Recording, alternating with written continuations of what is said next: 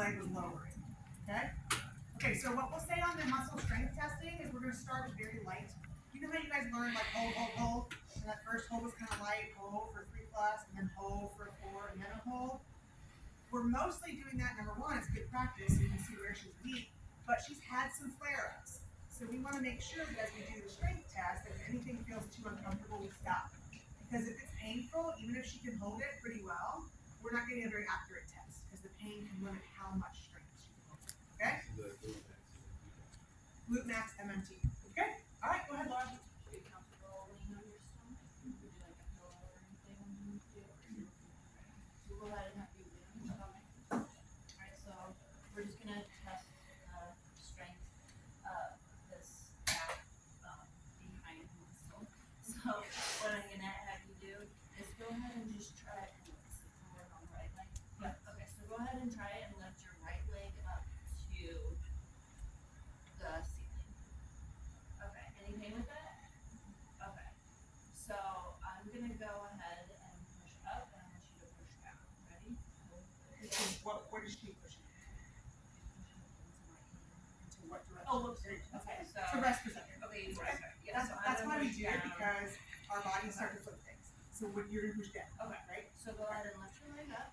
I'm gonna push down, don't let go. Hold, hold, hold. Okay, good. Good. So that was perfect. 2 adjustments. Good. 2 adjustments I would give is, I'm not gonna ever do it again because I don't want to strain anything right now. Is we try to go, we go up higher so we don't cross the joint. Otherwise we pull in more hamstring than we necessarily might want. So we'll push up here, and then your pressure is very good.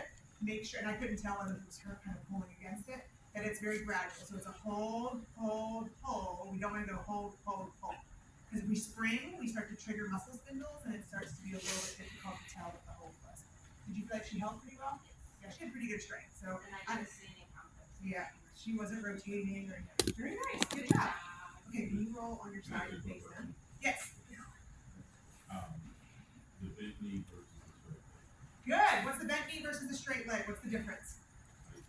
Isolation. Which one's hamstring? Which one's glute?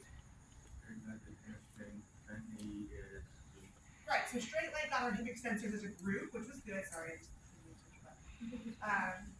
When the knee is bent, it's more glute max. Why is that? Because you're not, the hamstrings are in that flex position, but you're just lifting up with the glute. Right. So why would my knee being flexed not give me more hamstring? Just short.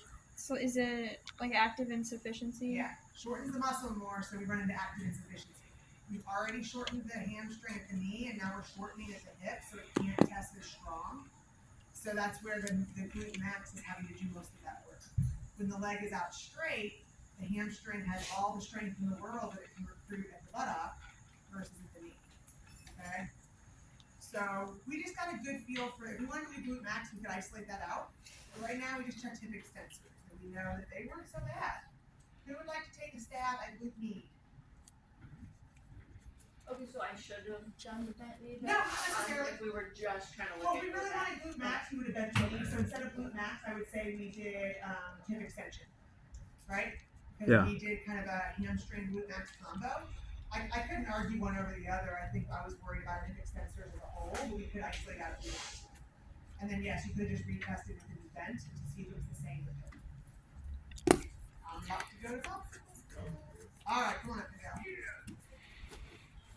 Now I will say, as he steps up to do this, bravo, this is probably one of the most difficult muscles to test properly.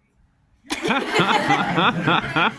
classmates are going to help you pick up substitutions, because you're right on target right now, okay? So, there you go. So I'm going to kind of help you get into position. I just want to bring the shoulder up for me, and I'm going to target in this muscle here. So what I want you to do is keep that pointed straight up to the ceiling. And I'm going to bring the shoulder out here, and I'm going to apply pressure. I want you to, don't let me push it down. Okay, so There you go. ready? 1, 2, 3, hold. Actually, that was pretty darn good. Relax, thank you, good job. All right, anything that you would do differently or that you saw? Yeah. I mean, it was good, but it gets just, you could possibly brace a little bit more. You could use your body to brace up against their back if they were starting to roll, but she wasn't really doing too much of that. She was pretty good, actually. Good. Then the other leg.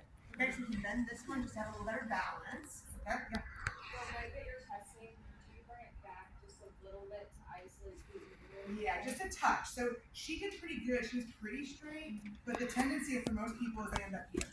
So what I usually do is kind of bring it here so it's truly straight in line with her body, right? And then I'm gonna say, okay, Shelby, try to hold this here, okay? Hold it.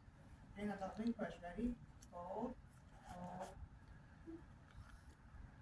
Okay, so I got her about right as I started to say my second hold, which in my mind is saying that would have been a 4, so she couldn't quite hold the 4. So whether you give her a 3+ or a 4-, that's kind of a discrepancy you'll work out with. I'm giving her a 3+. She could hold the 3+, but as soon as I got more weight on that, she failed it. And muscle failed. You needed it to fail. And so that's where I go 3+, right? Had she been able to hold the second hold and then started to go, that's where I would have gone 4. So coming back to you guys from 214, I know that's like a long time ago, that collection stuff. Any questions about this one? I was watching her toe. We're looking for any rotation up or down. Usually they rotate up to cheat the TFL. She wasn't doing that. So we do have some glute med weakness. Okay? Alright, you lie on your back for a minute. Elena, you want to come check her leg length? That's what I usually have, so we'll do that, and then I'll check her SI joint. And then we'll have you guys kind of come up with some treatment stuff, okay? So I'm gonna be checking your leg length.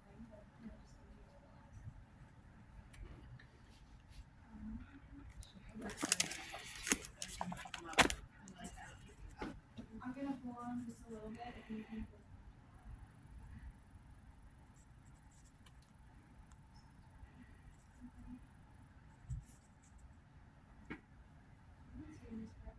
Okay, good. And then the follow-up we can do here is put our fingers and hook under the medial malleolus and see if we felt this line. Very good. You're in much better alignment than you were last time I saw you. Thank you. That's good. Okay, I'm gonna check her SI joint real quick. It's hard for you guys to see. I'll just talk you through what I'm doing. That's what we're gonna do first thing on Wednesday morning. I'm gonna get up on top of the table. I'm gonna go to the top of the ribs, okay? Okay, so when I do that, I use the base of my I use the base of my palm, and I keep my fingers curled in so no fingers are grabbing anywhere. Okay, so basically